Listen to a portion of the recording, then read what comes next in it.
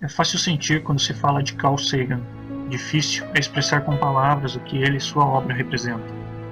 Eu costumava pensar que o cosmos era algo totalmente fora de meu alcance, indecifrável, que mesmo que eu me esforçasse muito, ainda assim não conseguiria aprender o suficiente sobre ele, ou produzir qualquer ideia nova sobre o mesmo. Na verdade, eu ainda nem conhecia o termo cosmos.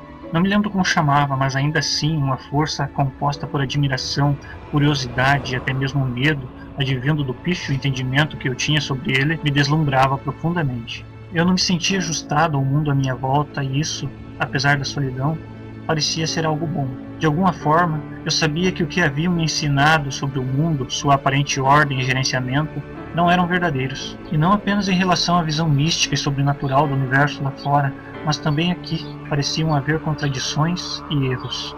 Nada parecia certo.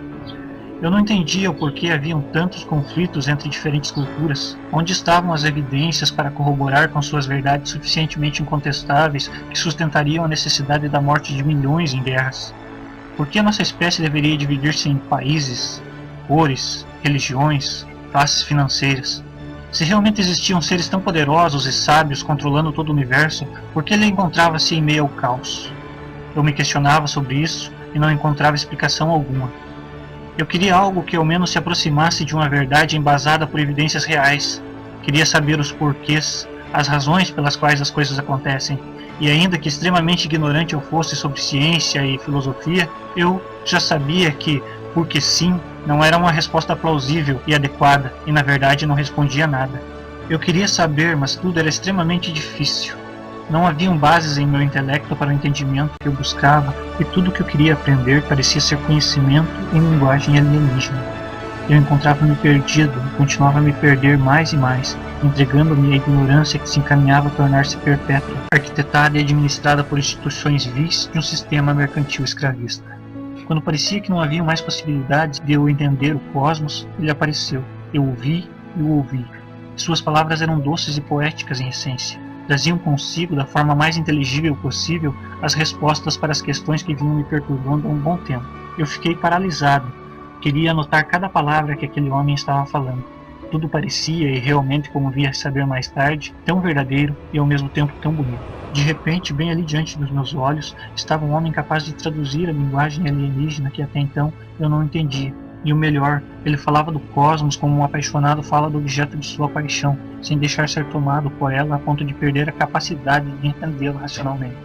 Depois desse dia, minha vida nunca mais foi a mesma. Esperava ansioso para ouvir a abertura de cada novo episódio da série. Cosmos.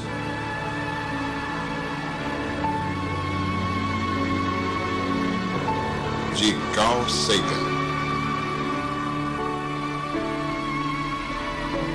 Uma viagem pessoal.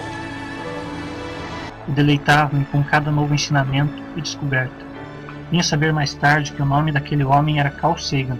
Nunca o esqueci e nunca mais parei de apreciar sua obra. Ele não estava apenas divulgando a ciência, mas sim o humanismo, o respeito e a necessidade de preservarmos a natureza, de sermos tolerantes. Falava sobre a fragilidade de nós humanos e de nosso miúdo planeta a partir da constatação de que somos muito pequenos e nos sentimos arrogantemente grandes e indispensáveis ao cosmos. Havia a aspereza da racionalidade quando atinge um ignorante, aveludada pela elegância de um lorde em suas palavras. Seu objetivo era mostrar que a ciência e a racionalidade têm o potencial de nos nortear rumo à evolução individual de toda a humanidade, e que assim alcançaríamos a tão almejada felicidade.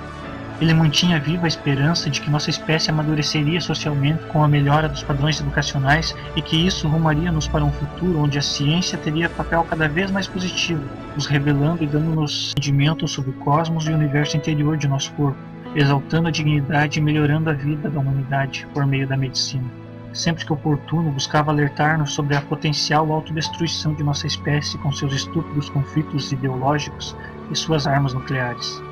Não tinha como parar. A série Cosmos foi só o começo. Depois sucederam seus magníficos livros, O Mundo Assombrado pelos Demônios, Cosmos, o livro, Bilhões e Bilhões, Os Dragões do Éden, Contato, O Pálido Ponto Azul. Todos ainda em formato PDF, cansativos aos olhos, recompensadores pelo seu magnífico e hipnotizante conteúdo. Cada dia, o deslumbre só aumenta pelo entendimento do cosmos advindo de sua magnífica obra. Sei que ainda há mais, muito mais. Por que Carl Sagan viverá eternamente? Porque ele salvou nossas vidas.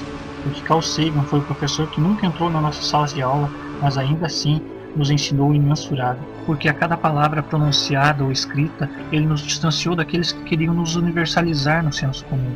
Porque Carl Sagan, com a maior elegância do mundo, esbofeteou as faces medievais de instituições e de homens viúvos do fascismo e das inquisições, lutando para jamais deixar a ilusão sobrepujar a razão. Por esses e tantos outros motivos que cada vez que lemos um parágrafo escrito por ele ou ouvimos as suas palavras em seus documentários, as lágrimas nos vêm aos olhos, sentimos um nó na garganta, a respiração fica um pouco ofegante e os batimentos cardíacos aumentam.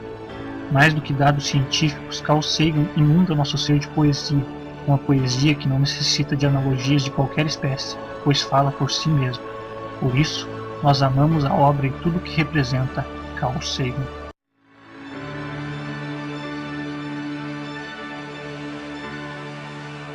O cosmo é tudo o que é, ou foi, ou será. A nossa contemplação do cosmo mexe conosco. Dá um calafrio na espinha, um bolo na voz, uma sensação de desmaio, como uma lembrança distante de cair de uma grande altura. Sabemos que estamos abordando o maior de todos os mistérios,